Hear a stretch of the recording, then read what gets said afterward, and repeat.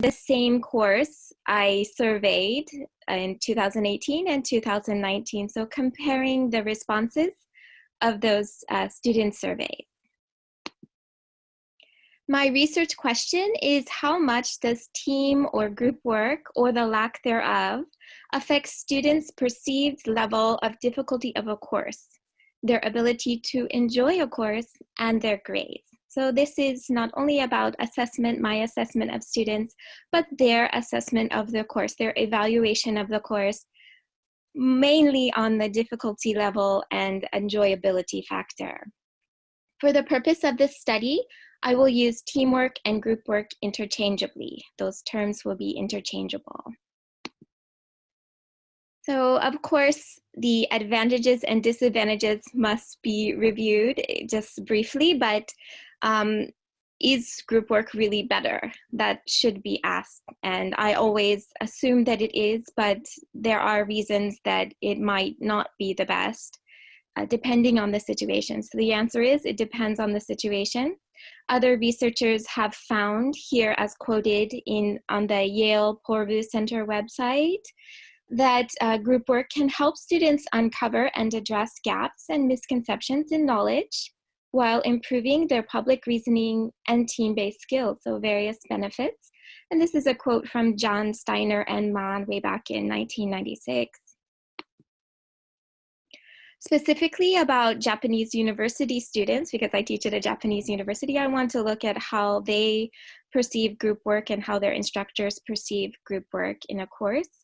So again, another advantage that Akiko Kondo found in her study in 2010, that positive attitudes toward group work activity over individual activity and advantages such as helping each other, reducing the individual workload, and encouraging low-level students to participate were found in the Japanese college students' perceptions of their EFL course.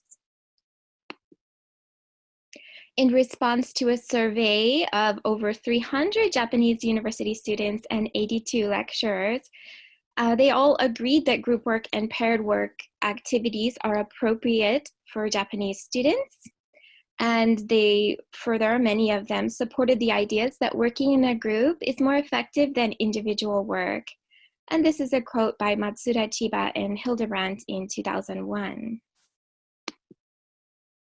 Concerning the disadvantages of team and group work, because there are some, I found a quote on the Yale Poorvu Center about the not so good points. And I've noticed my students in the past, some of them feeling the same, that they felt resentment if a group member did not adequately contribute to a particular assignment, or a student within a group had become overly dominant and prevented others from contributing to decision-making processes. So finding that balance is sometimes hard for students. Some other disadvantages specifically about online courses and group work. This is from Cohen Hill in 2010. They are the difficulty understanding goals, objectives, the lack of a sense of community, difficulty with communication, lack of accountability, lack of time, lack of feedback, lack of adequate subject knowledge, lack of leadership, and difficulty with technology. Difficulty with technology is specifically about online courses, of course, but some of these other disadvantages listed here could be the same in a traditional classroom. About my study, the course in particular I focused on was a content-based course, Business English, and this was on entrepreneurship. So I had this course in 2018, 2019, and again in 2020, in spring of 2020. The 2020 version of the course was online, as required by the university at the time, and I decided to go with an asynchronous class instead of a synchronous online learning environment, and I will explain that a little bit more later.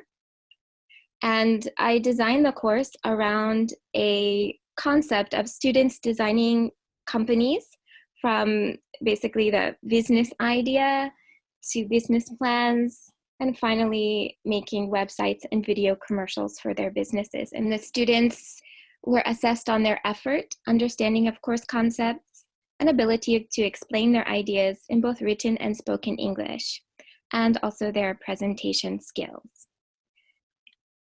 So about the no group work, why I decided to go that way. I took a survey for all courses, but specifically for this one, there were 32 students registered for the course. The survey was given 2 weeks before the course started in the spring semester of 2020, and 31 students responded with the following. They all, in this course, other courses this was a problem, but in this course, they all had unlimited internet, so that was not a factor. But 4 only had an iPhone, no tablet or computer that they were going to be taking courses with. And that was alarming to me. 19 said they did not know how to use their phone's camera or computer webcam well, and 5 answered that they have no camera at all or they can't use it at all. 16 said that their microphone, if they had it, they didn't know how to use it well, and 7 said they didn't have a microphone at all or they can't use it at all. So without microphone and webcam, and some of them not even having computers or tablets, I was concerned. How would we do group work? How would they communicate with their classmates? 9 of them said they had never even made a video call before using Skype, Line, etc. For these reasons, I decided on a more individualized course, designing their businesses individually, and asynchronous instruction. That this approach would be the most practical, given the limitations here, and the most fair to all students, those that didn't have, skills of using camera and microphone, and those that didn't have computers would be at a disadvantage if I required the group work on a regular basis. So how I adapted the course for the online version in 2020. Students would create companies independently instead of in groups, and the teamwork evaluation criteria was removed from their grade. Students would learn 5 out of the 8 units taught in the traditional course, so the quantity was lessened since they were doing it individually instead of having the assistance from team members. The same quality of work was expected from students, so quantity less, quality the same. Flipgrid I introduced as an asynchronous student interaction. I didn't, just because we were not doing the group projects, did not mean that they should not interact at all with their classmates. So I introduced Flipgrid for the 2020 version of the course for students to have some interaction and discussion with all classmates, not just with like a small group. And all of the instructions were also in video and written form, whereas in the traditional courses, 2018 and 2019, there wasn't the written form. They received mostly oral instructions from me, and of course printouts, as one would in a traditional course. The participants in these 3 courses were all first-year Japanese university business majors. Their TOEIC score, it's a more advanced course, so their TOEIC score had to be at least 600 to get into the course. The participant numbers were pretty consistent in 2018, 28, in 2019, 27, and in 2020, 27. They are primarily Japanese and native Japanese speakers, but there were a few other non-native Japanese speakers of other nationalities in the courses. You can see on karasensei.com/survey, these are the questions I gave to students. The survey was given in 2018, 2019, and 2020. So the main purpose was to gauge how the students perceive the overall concept, the content-based concept of the course, and the difficulty level of that content, and also difficulty level of the English. I did not even think about the group work factor so much at the time I designed the survey. There were no questions about group work. Of course, students could comment on group work if they chose to. That was not the focus when I administered the survey. More, I wanted to see how they viewed the content-based entrepreneurship course idea. The topic of group or teamwork did emerge in the comments, and I was particularly concerned about how they would view the removal of group work, or that big group project, in the 2020 class. So I looked only at their comments about group or teamwork. And the comments could appear in questions 10 and 11. 10 and 11 deal with how much they, what did they like the best about the course, and what did they like the least about the course. The additional question about Flipgrid was added. You can see at the end of the survey, it was added for the 2020 class because it was not relevant in the 2018-2019 version. So the survey results for questions 2 and 4, those questions being how much the content videos in the course were helpful in understanding the subject matter, and how much those videos were helpful in English language listening practice. By median and mean, you can see that they responded yes, most videos for all 3 classes as being helpful in understanding the subject matter. In 2018-2019, yes, most videos were helpful to them in English language listening practice. And finally, in the 2020 version, it was more toward the all videos were helpful in English language listening practice. For questions 6, 7, and 8, these questions were about the test, how appropriate they were to the students' English language ability, presentations, language appropriateness, and the overall concept of the course. Was that a good experience for them? So they said, looking at the median 3 classes, they thought the tests were a good level for them, and the presentations were a good level for them, and that yes, it was a good experience, this course concept.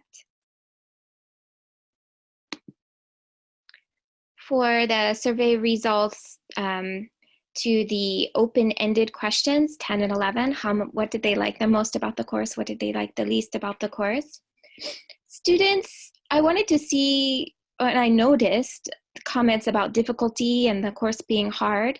So I calculated how many people commented about something being difficult or hard in the course. In 2018, 8 out of 28 commented on difficulty. 12 out of 27 commented on difficulty in the 2019 course. And in the online version 2020 class, 20 out of 27 made a comment about it being difficult or hard, something about the course being difficult or hard. Also, on the flip side, how much they enjoyed the course, so comments about it being fun, enjoyable, great, or they loved it. In the 2018 course, 6 out of 28 gave these kinds of comments. In the 2019 course, 4 out of 27 gave these comments. And in the 2020 course, 7 out of 27 gave such comments. In response to questions 10 and 11, there was an open-ended response, so they all wrote something different, but I could put those responses into categories. These categories are that they liked the group work more than any other aspect of the course, or some other positive comment about group work. That they did not like having just one group, instead they wanted to talk to a variety of students, or they thought they should have chosen group members more carefully, implying some problem in their group. That they liked group work, but they also thought group work was difficult, and no mention of group work. These categories did not really fit the responses for the 2020 class, so that's why I put an A there. I will show the categories for the 2020 class next, but for the 2018 and 2019 courses, 10 out of 28 and 7 out of 27 said they liked the group work the best, more than any other aspect of the course. And 7 in both classes said that they liked the group work. They gave some positive comment about group work. And 2 of them in the 2018 class did not like having the same group. They wanted to be able to change groups. 1 person in the 2018 class said they thought they should have chosen group members more carefully, and 3 people in the 2019 class said similar things. 1 person in each class for 2018 and 2019 said that they did like the group work, but it was also very difficult. And 7 and 9 in 2018, 2019 respectively said nothing about group work at all. For the 2020 course, 10 out of the 27 students said they liked Flipgrid. 5 said they liked watching others in Flipgrid but not making their own video. 1 person said they liked Flipgrid, but they also wanted group projects. 2 said they wanted group projects, but they didn't mention Flipgrid at all. 2 more said they liked Flipgrid, but they wanted the synchronous online face-to-face interaction with classmates, such as Zoom or WebEx. 2 more said they wanted that synchronous interaction, face-to-face interaction with classmates, but they didn't mention Flipgrid at all. And 5 did not mention any interaction with classmates at all. So analyzing the results of the multiple choice questions 2, 4, 6, 7, and 8, the majority of participants in all 3 classes reported that most of the videos were helpful, both in understanding the content and as English language listening practice. So the level was not too difficult, it seemed, according to these responses. Also, the tests and presentations were appropriate for their English language ability, again, seemingly not too difficult. The concept of the course was a good experience for them. So these were majority of all participants across the board saying these things. Therefore, I put there's no notable difference between the 3 classes in regard to multiple choice question responses. On the other hand, looking at the open-ended questions 10 and 11, how much they enjoyed the course, or what they liked best about the course and what they didn't like about the course. These responses did show notable differences in their perceived difficulty of the course. These difficult, hard type responses appeared in response to questions 10 and 11 both, more so in the online 2020 version of the course than in the 2 traditional classes, 2018 and 2019. There were no notable differences between the 3 classes with regard to how much they enjoyed the course, however. So the difficulty level seemed to be higher for the 2020 class with these 2 questions, but with enjoyability, I didn't see any major differences. So for the 2018-2019 classes, group work was viewed mostly as a positive experience, but some did view it as a negative experience. And several of them did not mention group work at all.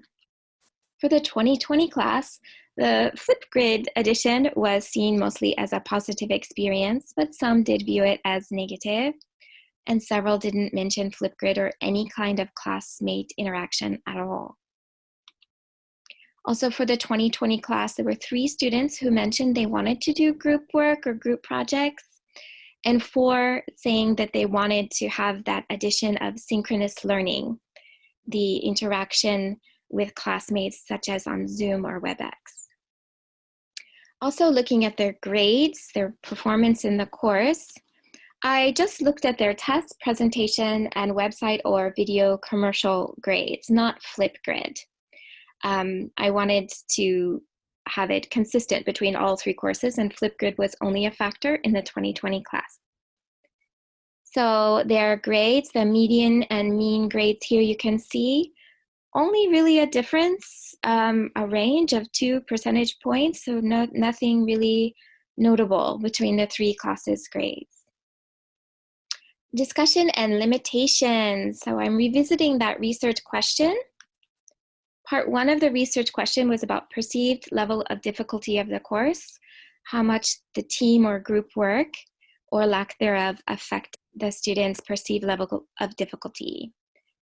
And I did say I adapted the course in 2020 to make it more manageable online and for the individual. But there were many "it's so difficult" type comments in the survey, in the open-ended responses to the survey. And even throughout the semester, as their instructor, I was getting lots of emails about their struggles. So even though they had less to learn than the previous years, 2018, 2019, they seem to be struggling more, and their responses to this survey shows that, at least in their response to questions 10 and 11. It's hard to know how much the absence of group work affected that perceived level of difficulty or other factors. It was impossible to isolate variables this year because many things changed. The shift to technology, having the online medium, working at home on their classes instead of at school, many factors. So it's really hard to say that them thinking it's difficult is just due to the absence of group projects in this course. The second part of the research question was, how much does the team or group work or lack thereof affect their ability to enjoy a course? My opinion is that the atmosphere of a traditional classroom tends to be friendlier than an online class that has no group work. So having group work in a traditional classroom, it just seems more lively, friendlier to me. But there were no noticeable differences in responses to these surveys between the three classes in terms of their ability to enjoy the course. So perhaps the absence of group work did not mean it was necessarily less fun for them. Part 3 was about their grades, if group work or teamwork or lack thereof affected the students' grades. There was not really any noticeable difference in their grades between the three classes. And I always try to be as objective as possible in grading, but given, like I said, I was getting many emails about the struggles, and I understood it's difficult for everyone this year, the shift to online and various other changes in our lifestyles, that I probably cut them a little bit of slack in the 2020 class, more so than I usually do. Actually, I've expected, without the group work and without being able to talk to classmates as much, that grades would be lower. Especially for the students who felt too shy to ask me questions and get help, that the ones that would normally get help from their classmates. I expected those students' grades to actually be lower. So possibly the adaptations I made to the course in 2020 made up for that lack of group work in the results of their grades. Okay, so going forward, I am teaching actually fall term right now. I'm teaching this course once again online. I feel like students have had more time to adjust to online platforms and online learning in general, and seeing how students struggled in the spring term, I wanted to at least give them the option of group work, not require it for those who still have technical difficulties or perhaps problems with their internet. I don't want to require group work because that's a huge ask online, but I wanted to give them the option group versus individual projects. And 15 out of the 25 students this term have chosen group projects, whereas 10 have chosen to work independently. Also, I want a little bit more interaction between students. I don't want them to feel lonely and depressed. So I've given them a Zoom class every other week, and then asynchronous on-demand type learning assignments using Flipgrid the other weeks. Okay, so my references are listed here, and I'm happy to email them to anyone who is interested. Thank you very much for listening. Please let me know if you have any questions.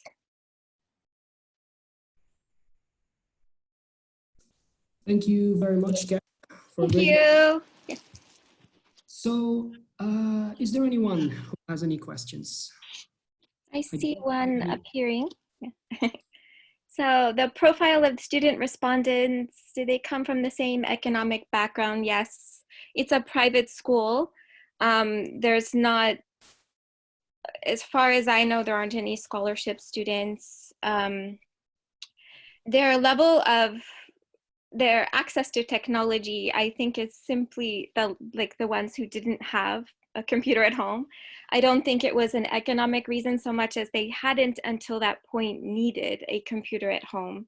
Or perhaps a family member did have a computer at home, but it wasn't there, so they didn't feel comfortable using it. Yeah, it wasn't a huge concern, but we did for scholarship students and students with economic troubles, there was a fund that the university started that many people were donating to help students in the transition. I hope that's sufficient. Any other questions?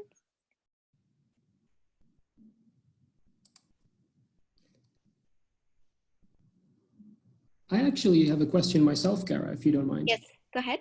And yes, I can provide a copy of the research paper. It's still rough because I just, just for the presentation, but in the next few weeks, I should have a pretty good copy if anyone wants it. Sorry, can I put my email address, or is it somewhere listed on the website? I'm not sure. Is it acceptable to put my email? So if anybody wants to get a copy, please send me an email. Okay. Yes, Jan? Yes, I was wondering if the student responses to the group work, whether you feel that they are typical of Japanese students and to what degree they are generalizable to a broader, more international student population. I do feel they're a typical Japanese population of students. Like I said, not all of them are Japanese, but most of them are, and the ones who aren't have been studying for a few years, maybe went to high school in Japan. So they do, I think, often rely on group work and group interaction in the course. So I think it was sorry, some other questions coming up, but I do think it was a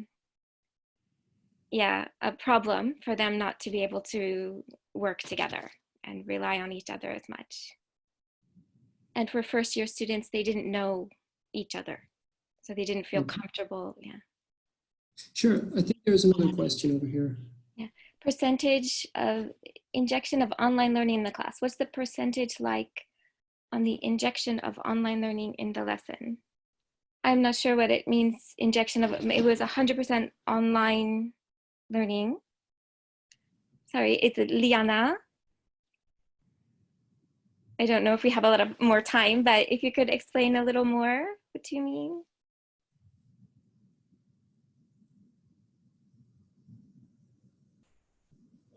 Like how much are they learning during the lesson time? I don't know. There are lots of on-demand assignments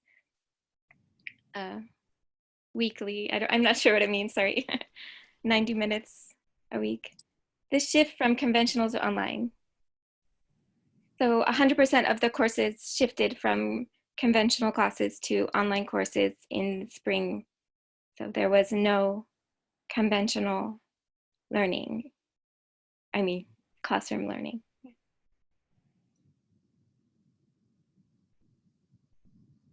Okay. Okay, I suppose that's all we have time for today. Okay. Thank you all very much, and thank you very much, Kara. Thank you very much. I appreciate it. We have a short break. So the next speaker